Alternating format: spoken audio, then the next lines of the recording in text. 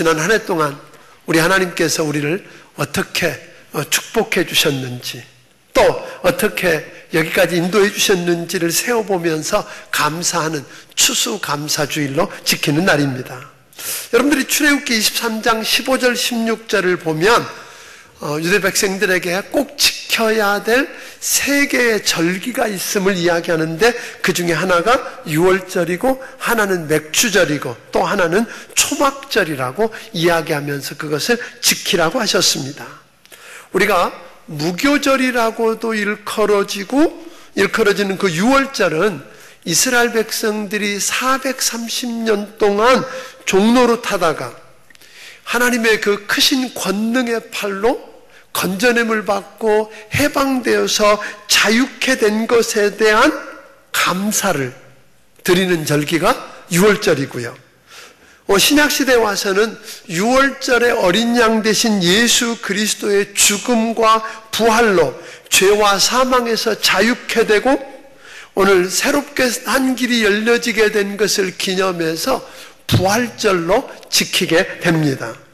또 초실절이라고도 하고 오순절이라고도 하는 맥주절은 한 해 가운데 있게 되는데, 보리와 밀을 추수해서 첫 열매를 하나님께 드리면서 감사하는 절기가 맥주절입니다. 신약에 와서는 그걸 2가지로 지키게 되는데, 하나는 성령 강림절과 좀 시기를 달리해서 맥주감사주일로 지키게 되는 것입니다. 또 한 해를 마무리하면서 포도와 그리고 그 올리브 열매들을 추수해가지고 저장해 놓고 기쁨과 감사로 지키는 절기, 그게 우리가 수장절이라 그러는데, 수장절이라고 하는 말은 뭐냐면 추수를 해서 창고에다 쌓아놓고 지키는 절기라 그래서 수장절이라 그랬고요.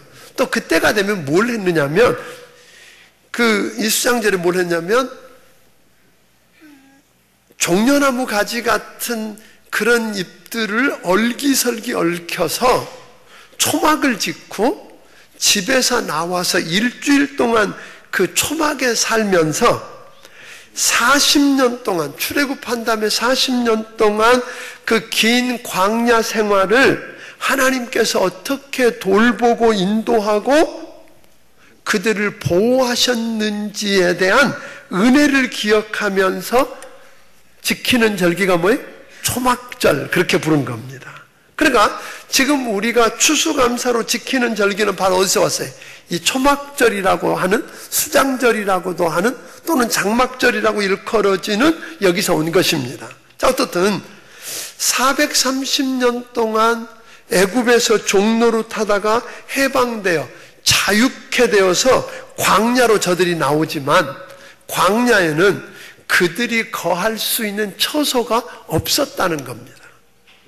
비록 저들이 10가지 재앙을 통해서 애굽에서 건져냄을 받았고, 그리고 홍해바다가 갈라지고 마른 땅처럼 건너는 하나님의 기적을 보았던 백성이지만, 애굽을 떠나서 광야에 들어갈 때 저들의 마음은 여전히 뭐예요? 불안한 거예요. 걱정이 있고 두려움이 있었습니다. 왜냐하면 모든 것을 당장이라도 태워버릴 것처럼 장렬하는 뜨거운 광야의 태양을 어떻게 피할 수 있느냐는 거예요. 또 광야의 특징은 낮에는 그렇게 뜨겁지만 밤이 되면 뭐예요? 뼛속까지 스며드는 그 광야의 추위를 어떻게 피할 수 있겠는가? 뿐만 아니라 그 광야는 거칠어서 농사를 지어서 지어 먹을 수도 없고, 그렇다고 사람이 안 사니까 얻어먹을 수도 없는 그런 광야에서 도대체 먹을 음식은 어디서 구하고 마실 물은 어디서 구하느냐는 겁니다. 그리고 그 광야길을 가다 보면 다른 민족들을 필경은 만나게 될 텐데, 그들이 가는 길을 막고 싸우자고 전쟁하자고 덤비면 군대도 없고 훈련된 군사훈련을 받은 적도 없는 저들이 어떻게 하느냐는 겁니다. 그러다 보니까 저들은 어쩌면 이 광야길을 가는 도중에 죽을지도 모른다고 하는 두려움이 있었던 것입니다. 그런데 여러분, 놀랍게도 저들은 다 광야길을 안전하게 건넙니다. 낮에는 하나님이 구름 기둥으로 보호해 주시고 밤에는 불 기둥으로 저들을 지켜주시면서 길도 없고 어디로 가야 할지 모르는 저들을 인도해 주십니다. 날마다 아침마다 만나를 내려서 저들을 먹이시고 때로는 필요에 따라서 메추라기를 보내서 고기를 먹게 하십니다. 그리고 전쟁하자면서 저들의 앞길을 가로막았던 아말렉 사람들을 모세가 손을 들고 기도할 때 누가? 하나님이 대신 싸우셔서 승리를 거두게 하셨습니다. 이것은 다 그의 백성들을 향한 하나님의 특별하신 은혜였다고 하는 것입니다. 그의 특별하신 은혜가 없었다면 저들은 필시 그 광야에서 엎드러졌을 것입니다. 다 죽고 말았을 거라는 겁니다. 이 무섭고 두려운 광야를 다 통과한 후에 모세가 그 광야 40년을 추억하면서 이스라엘 백성들에게 했던 이야기가 오늘 신명기 8장 2절부터 4절에 나옵니다. 우리 같이 한번 읽어보겠습니다. 시작. 내 하나님 여호와께서 이 40년 동안에 내게 광야길을 걷게 하신 것을 기억하라. 이는 너를 낮추시며 너를 시험하사 내 마음이 어떠한지 그 명령을 지키는지 지키지 않는지 알려 하심이라. 너를 낮추시며 너를 줄이게 하시며 또 너도 알지 못하며 내 조상들도 알지 못하던 만나를 내게 먹이신 것은 사람이 떡으로만 사는 것이 아니요 여호와의 입에서 나오는 모든 말씀으로 사는 줄을 내가 알게 하려 하심이니라. 4절 이 40년 동안에 내 의복이 헤어지지 아니하였고 내 발이 부르트지 아니하였다. 하나님께서 어떻게 저들 삶 속에 개입하셔서 일하셨는지를 보여줍니다. 그리고 출애굽기 19장 4절에 보면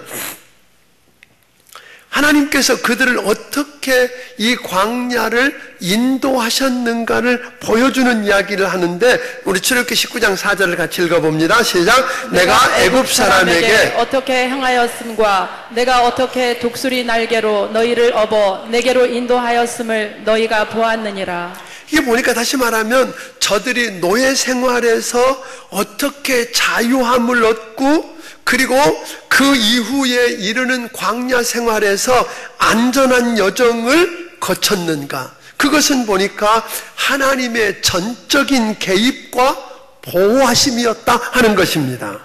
다시 말하면 이것은 하나님의 은혜였다 하는 것입니다. 그래서 저들은 추수를 다 해놓고 가을 추수를 해놓고 그것들을 창고에 수장 잘 쌓아놓고 난 다음에 그리고 집에서 나와서 초막을 짓는 거예요. 종려나무 가지 같은 걸로 얼기설기 해놓고 조건 중에 하나가 뭐냐면 그 안에 사람들이 자는데 위를 보면 밤에 별이 보일 만큼 듬성듬성 되어 있는 그런 초막을 이렇게 쳐놓고 그 안에 살면서 저들은 이런 고백을 하는 겁니다. 광야를 40년 동안 생각해 보니까 하나님이 개입하셨기 때문에 죽을 수밖에 없었고 망할 수밖에 없었던 광야 생활, 하나님이 개입하셔서 기적을 행하시고 어떻게 은혜를 베푸시고 보호해 주시고 공급하시고 인도하셨는가를 생각하게 되니까 뭐 할 수밖에 없어요? 마지막 고백은 감사밖에 없더라 하는 것입니다. 사랑하는 성도 여러분, 저는 오늘 이 추수감사절이 이 추수감사절 주의를 지키는 여러분들이 오늘 우리가 초막을 짓고 하나님의 은혜를 생각하는 날이 되기를 주의 이름으로 축원합니다. 사실 우리 인생길도 가만히 생각해 보면 저들이 걸었던 광야 생활의 삶과 별다를 바 없더라 하는 겁니다. 우리 지난날이 그렇게 평안하고 안락하지 않았다는 겁니다. 어떤 분은 눈물의 골짜기를 통과한 분도 계실 것이고 어떤 분은 어디로 가야 할지 어떻게 그 거칠고 메마른 광야를 통과해야 할지 알 수가 없어서 불안과 두려움 속에서 눈물을 지새우며 그 광야를 힘겹게 걸었을지도 모르고, 어떤 이는 몸이 병이 들고 그래서 이제 다 끝났다고, 죽었다고, 망했다고 생각하면서 이 광야길을 걸었을지 모르겠습니다. 어찌하든 간에 우리가 오늘 초막을 짓고 지난 한 해, 아니 우리 지나갔던 우리 인생을 돌이켜보면서 우리 인생 광야길, 우리 인생의 광야길을 뒤돌아보면서 생각하고 하나님의 은혜를 기억하는 시간들이 되기를 주의 이름으로 축원합니다. 사실 하나님의 돌보심이 없었다면, 하나님의 인도하심과 하나님의 보호하심과 하나님의 공급하심이 없었다면 결코 이곳까지 오지 못했을 것이다. 하나님의 은혜가 아니었다면 우리는 벌써 망했고 벌써 끝났고 벌써 죽었을지도 모른다고 하는 생각을 하게 되더라는 것입니다. 오늘 이 추수감사절이 여러분의 인생의 광야를 뒤돌아보면서 그런 고백을 하는 복된 시간이 되기를 바랍니다. 뒤돌아보니까 그런 찬송이 절로 나오게 됩니다. 우리 301장에 보면 지금까지 지내온 것, 우리 다 같이 한번 불러볼까요? 지금까지 지내온 것 주의 크신 은혜라는 한이 없는 주의 사랑 어찌로 말하랴. 사랑나 주의 손이 항상 살펴주시고 모든 일을 주 안에서 형통하게. 1절 우리 한번 기도하는 마음으로 다시 불러봅니다. 지금까지 지내온 것 주의 크신 은혜라 한이 없는 주의 사랑 어찌로 말하랴.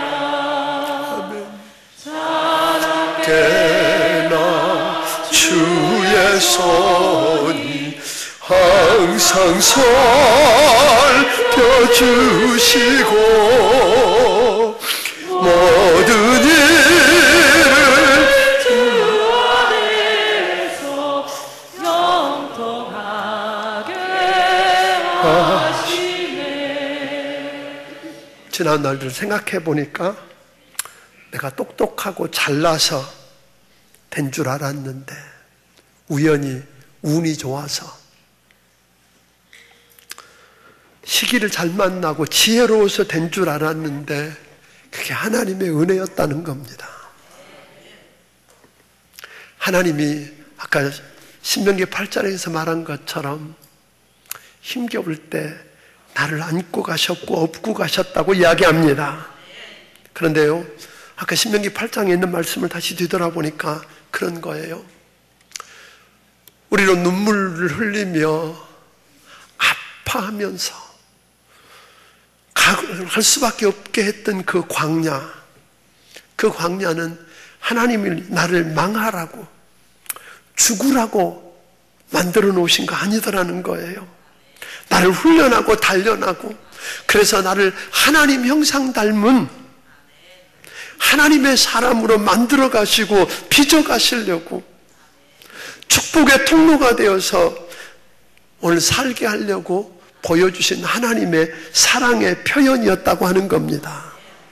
그것도 하나님이 나를 광야에 홀로 밀어넣지 않으셨다는 거 아세요, 여러분? 홀로 가게 하신 게 아니라 함께 하셨답니다.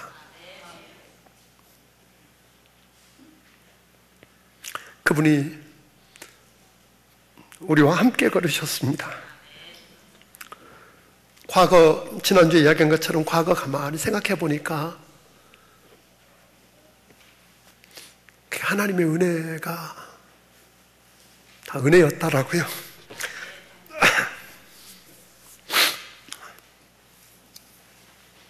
에베네셀의 하나님, 여기까지 도와주시고 이것까지 도와주신 그 에베네셀의 하나님이 있어서 저는 과거를 뒤집어 놓고도 감사할 수 있습니다. 지금 어떤 분은 병이 들어서 몸을 가눌 수가 없는 분도 있고, 부도 직전인 회사를 부여안고 짤 줄 모르고 인간관계의 아픔 속에서 한 발짝도 나갈 수 없는 분이 계실지 모르지만, 이 어려운 지금도 여러분, 우리 임마누엘 되신 하나님, 우리와 함께 하시겠다고 약속하신 임마누엘의 하나님이 함께 하시겠다고 하잖아요. 내일에 대한 소망이 없고 내일을 기대할 수 없고 미래를 내다볼 수 없는 깜깜한 짐이지만 우리 하나님이 여호와 일의 하나님이래요. 그분이 준비하시고 그분이 예비하신다고 약속하셨기 때문에 저는 그 하나님을 믿을 수 있고, 그 하나님이 내 하나님이고 그 하나님을 신뢰하면 그 상황 속에서도 여전히 저는 찬송하며 걸어갈 것입니다. 그래서 우리는 입만 열면 이런 고백을 하게 됩니다. 찬송가 23장에 말한 것처럼, 만입이 내게 있으면 그 입 다가지고 내 구주 주신 종을 늘 찬송하겠네. 아멘. 여러분, 입술을 열 때마다 마귀는요, 우리에게 없는 것 보게 하고요, 안 되는 것 보게 하고요, 그래서 원망과 불평과 저주를 쏟으며 사는 마귀의 도구가 되기를 원하지만, 우리 하나님은 입만 열면 말씀하셨잖아요. 범사에 감사하라고, 항상 기뻐하라고, 또 쉬지 말고 기도하라고. 그래서 우리 입술에서 감사가 터져나오는 그런 삶을 살기를 원합니다. 그러고 보니까 성경을 좀 더 들여보았더니 그 광야길은 보니까 결국은 기적의 현장이더라고 하는 거예요. 무슨 말입니까?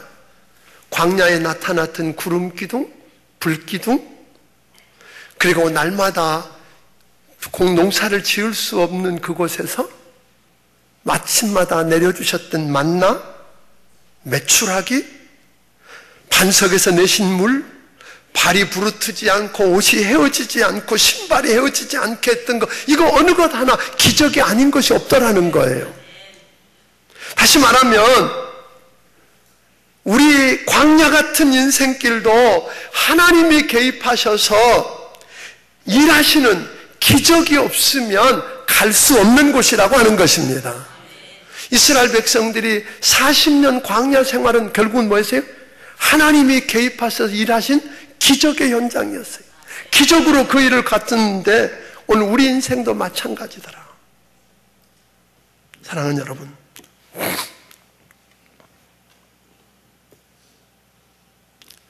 하나님께서 여러분과 나를 홀로 그 광야로 몰아넣으신 것이 아니라 내 손을 붙들고 함께 가자고 하시거든요.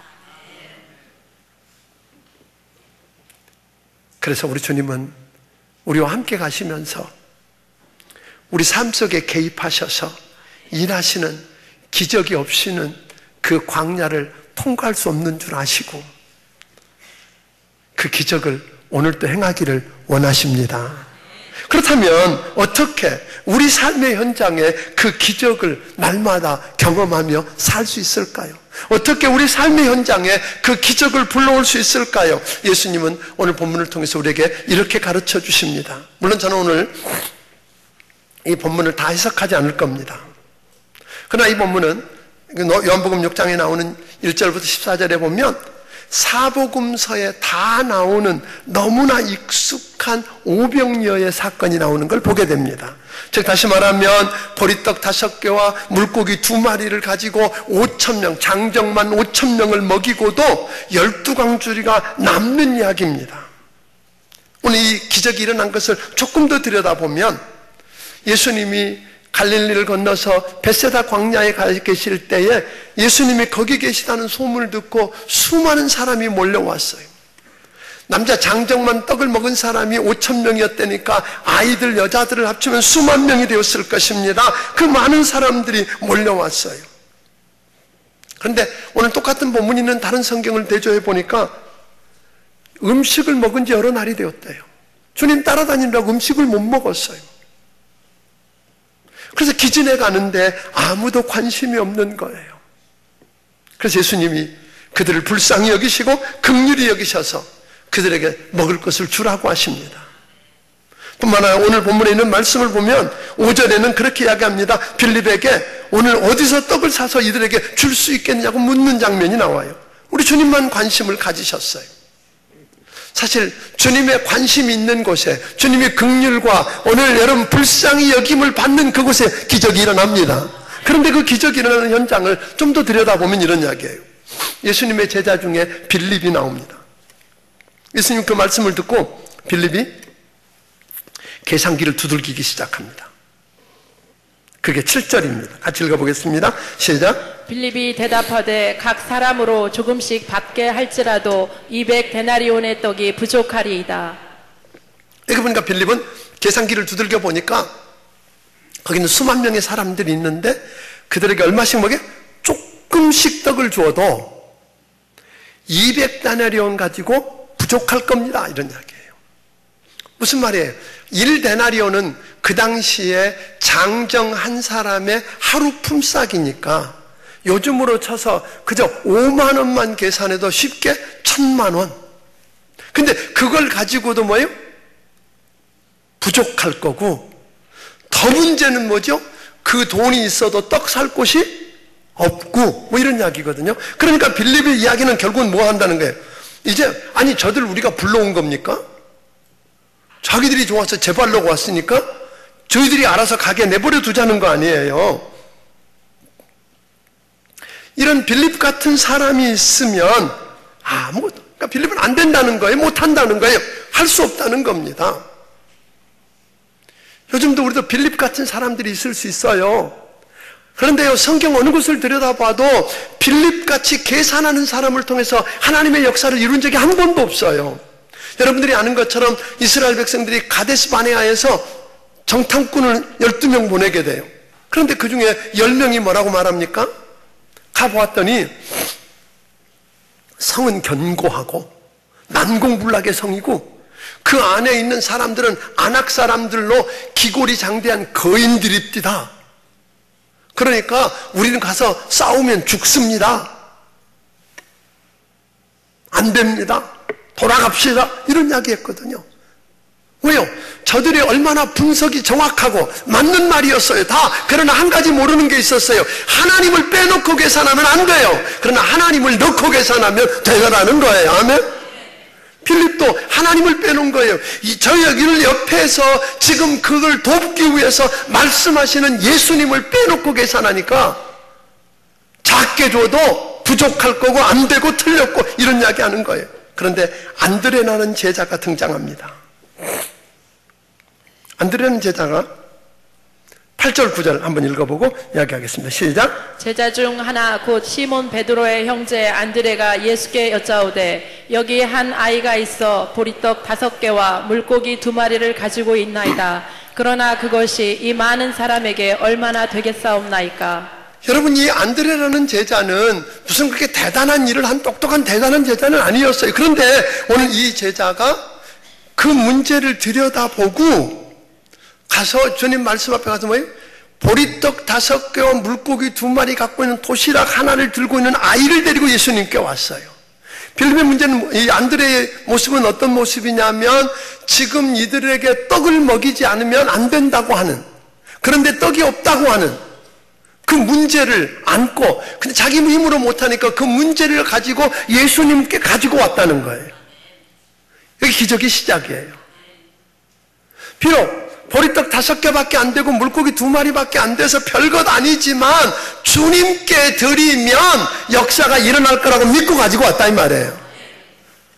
물론 이 한 아이의 헌신이 있었어요. 자기가 먹어도 모자랄 판인데 오늘 그것을 선뜻 내놓고 주님께서 드리면 문제를 가지고 주님께 내놓으면 해결된다는 믿음. 저는 오늘 여러분들에게 안드레 같은 믿음이 있게 되기를 주의 이름으로 축원합니다.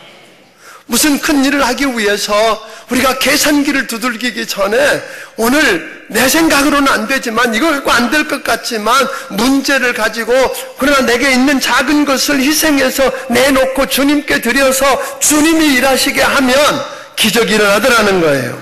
또 하나는 그들이 예수님께서 그들에게 그 말을 듣고 야 그러면 50명씩 100명씩 줄을 지어서 앉혀봐. 아니 지금 뭐 떡도 없는데 뭐 하자는 거예요? 라고 묻지 않았어요. 그대로 했어요. 그리고 주님이 기도하신 다음에 떡을 주시면서 떼어줘. 그러니까 아니 이거 하나 줘도 모자랄 텐데 떼어주면 뭐. 근데 떼어주라 그러니까 그대로 순종했어요. 이들의 역사를 통해서 기적이 일어난 거예요. 저는 오늘 여러분 이해가 안 되지만 납득이 안 가지만 주님이 말씀하셨기 때문에 순종하는 이 제자들을 통해서 기적이 일어나게 된 줄로 믿으시기를 바랍니다. 그런데 이 기적이 일어나기 전에 예수님이 기적을 행하시기 전에 주님이 기적의 출발점이 되는 일을 한 가지를 하세요. 그게 11절입니다. 같이 읽어봅니다.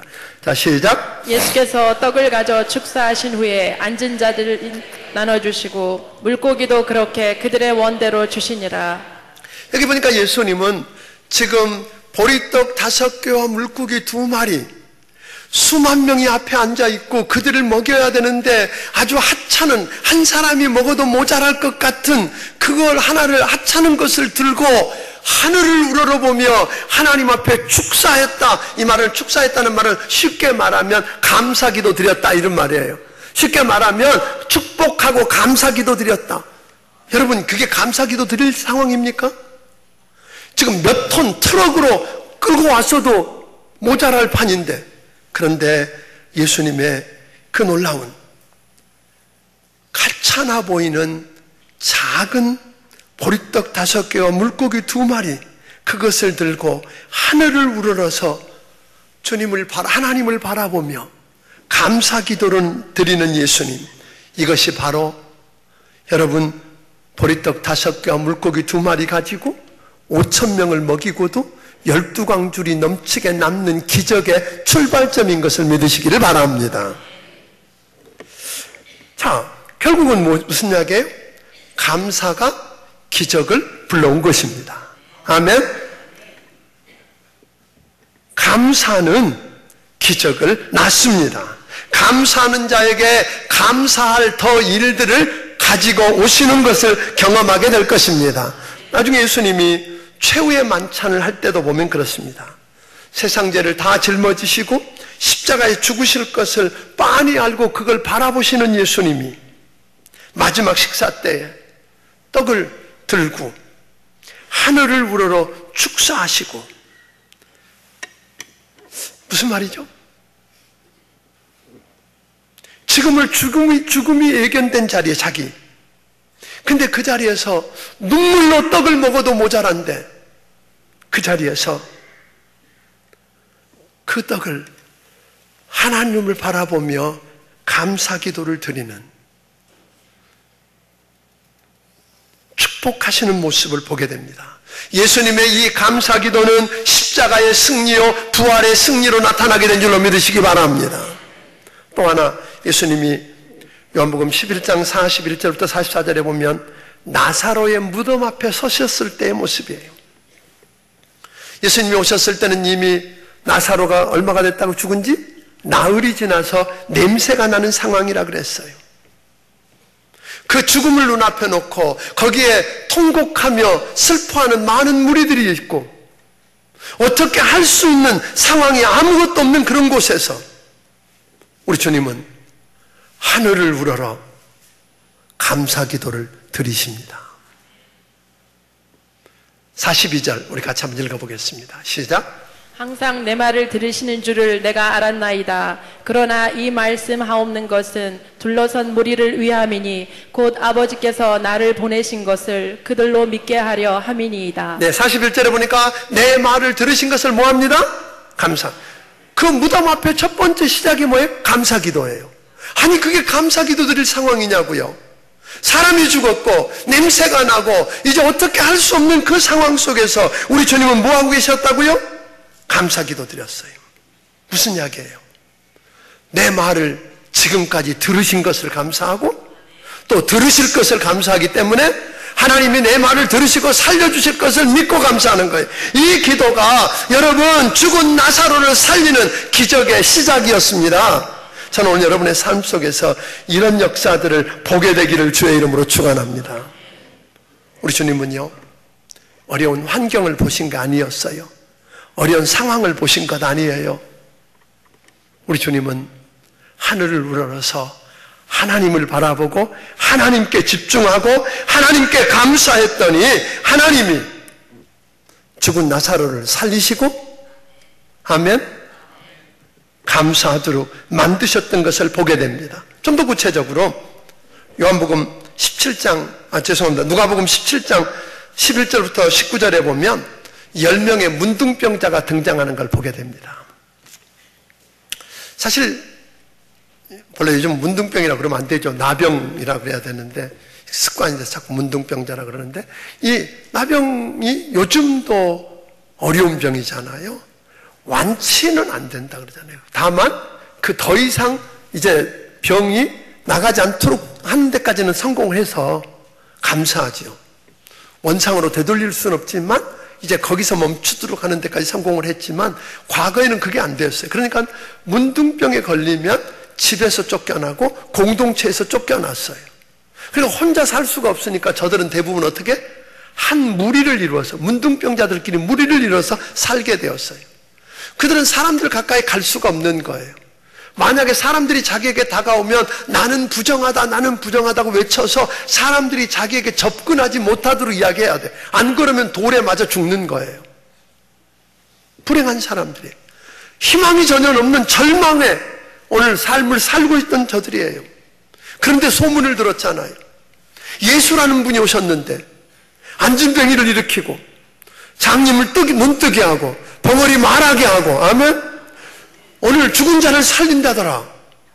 오늘 그분이 문둥병도 고칠 수 있다고 믿었어요. 그런데 문제가 있잖아요. 그 예수님께 다가갈 방법이 없는 거예요. 예수님이 수많은 군중들이 에워싸고 가는데 만약에 거기 들어가려고 하다가는 돌에 맞아 예수님 만나기도 전에 죽을 판이니까 갈 수는 없고, 그래서 저들은 예수님 지나가는 소문을 듣고 소리를 지르기 시작하잖아요. 다윗의 자손 예수여 우리를 불쌍히 여기소서.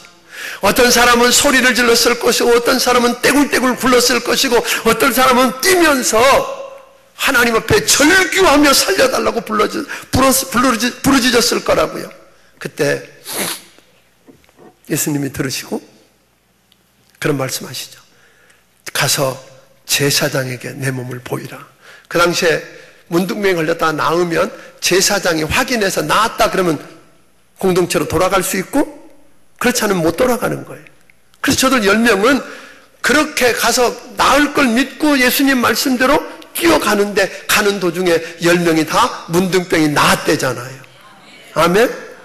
그런데 누구는? 9명은 그 문둥병 나은 것에 취했어요. 거기에 몰두했어요. 그 문둥병 나은 것이 너무 좋아서 빨리 가서 제사장에게 보이고 돌아가서 자랑하고 싶은 생각에서 그냥 그대로 뛰어가는 거예요. 그런데 그 중에 한 명만, 15절 우리 같이 읽어봅니다. 누가복음 17장 15절입니다. 시작. 그 중에 한 사람이 자기가 나은 것을 보고 큰 소리로 하나님께 영광을 돌리며 돌아와. 오늘 그 중에 한 사람만 하나님께 뭐예요? 영광을 돌리고 돌아왔다 그랬어요. 감사는 언제 하냐면요, 내 삶에 무언가 성취되고 이루어진 것이 있다 하는 걸 알아야 되죠. 내가 뭔가 받은 게 있고, 아멘? 오늘 뭔가 이루어진 게 있고 그것을 볼 수 있는 눈이 열려져야 돼요. 여러분 받은 게 있습니까? 어떤 사람은 그게 없어서 감사를 못해요. 맨날 없대요. 맨날 자기는 빈털터리고 아무것도 없고 뭐도 없고 뭐도 안 해주고 뭐도 이러고만 있는 사람들은 감사할 수가 없어요. 그런데 하나님이 내게 뭔가 주신 것이 있고 이룬 게 있다고 보는 눈이 열려져야 돼요. 그런데 두 번째는 그런데 이루어진 게 있는데 내가 잘나서 한 게 아니라 이것은 하나님이 도와주셨고 또 옆에 있는 사람들의 도움 때문에 이루어졌다고 믿는 거죠. 그러면 감사할 수 있죠. 하나님께도 감사하고 이웃에게도 감사하고. 근데 그게 안 되면 감사를 할 수가 없다는 거예요. 그런데 어떻든 이 한 사람은 낳은 것을 보고 뭐예요? 그 낳은 그 자체보다 자기를 낫게 하신 누구를, 주님을 만나고 싶었던 거예요. 그래서 되돌아가는 거잖아요. 그래서 그 앞에 엎드렸어요. 가서 감사하다고 고백하는 거예요. 여러분, 이 감사가 별것 아닌 것 같은데요? 어떤 일을 가져왔어요? 감사했더니 오늘 18절 19절 같이 읽어봅니다. 자, 시작. 이 이방인 외에는 하나님께 영광을 돌리러 돌아온 자가 없느냐 하시고 그에게 이르시되 일어나 가라 내 믿음이 너를 구원하였느니라 하시더라. 여러분, 문둥병 환자 육체가 고침받는 걸로 끝나야 되는데 이 감사 때문에 이 사람 뭐예요? 영혼이 구원받았다고요. 육체는 나아도 또 병듭니다. 길어봐야 100년입니다. 그런데 여러분, 영혼이 구원받으면 100년이 아니라 1000년이 아니라 10,000년이 아니라 영원히 주님과 함께 영생복락을 누리며 살게 된다는 거예요. 이 축복을 누리게 되었다는 것입니다. 감사는 더 큰 감사를 불러오는 것입니다. 감사는 기적을 불러오는 줄로 믿으시기를 주의 이름으로 축원합니다. 사랑하는 성도 여러분, 여러분 인생의 광야길이 힘들지 않으신가요?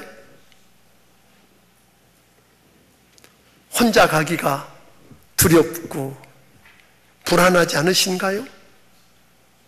그렇다면 여러분 인생길에도 여러분을 홀로 보내지 않으시고 여러분과 함께 걸어가시면서 여러분의 삶의 현장에 기적을 베푸시는 하나님을 경험하게 되기를 바랍니다. 그 기적을 불러오는 것이 뭐였다고요? 감사였다는 거 아니에요? 예수님이 보여주셨고 예수님이 우리에게 그렇게 하라고 하셨다고요. 바울과 실라도 보세요. 여러분 다른 거 아니잖아요.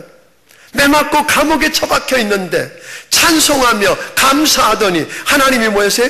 옥문이 열리고 쇠사슬이 풀려지는 기적을 통해 간수가 자기를 때리고 가두던 간수가 어찌할까 하고 회개하고 주께로 돌아오는 기적을 경험하지 않습니까, 여러분? 이런 축복이 저는 우리 성도 여러분들의 삶 속에 이루어지기를 주의 이름으로 축원합니다. 결국 뭐 할 수 있으면? 감사할 수 있으면. 아멘? 자, 우리 중앙침례교 성도들의 자랑, 그러면 이 감사가 되기를 주의 이름으로 축원합니다. 중앙침례교 성도들의 자랑. 저는 오늘 나가시는 일부 예배부터 나가는 분들에게 감사합니다. 감사합니다. 몇백 번 한 것 같아요, 지금. 저도 듣고 싶어요. 서로 좀 해보세요, 성도들끼리. 오늘 여러분, 이 감사를 통해서 기적을 불러오고 더 큰 감사를 불러와서 여러분의 삶이 아름다워지고 그 광야길이 축복이 되기를 주의 이름으로 축원합니다. 기도하겠습니다.